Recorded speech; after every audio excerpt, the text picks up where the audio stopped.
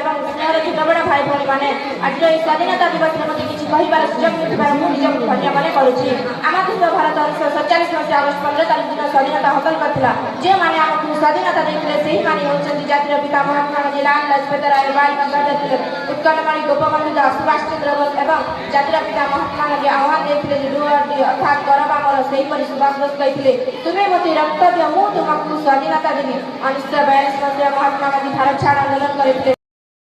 ଏବଂ ସ୍ନେହର ଛୋଟ ବଡ଼ ଭାଇ ଭଉଣୀମାନେ ଆଜିର ଏହି ସ୍ୱାଧୀନତା ଦିବସରେ ମୋତେ କିଛି କହିବାର ସୁଯୋଗ ମିଳିଥିବାରୁ ମୁଁ ନିଜକୁ ଧନ୍ୟ ମନେ କରୁଛି।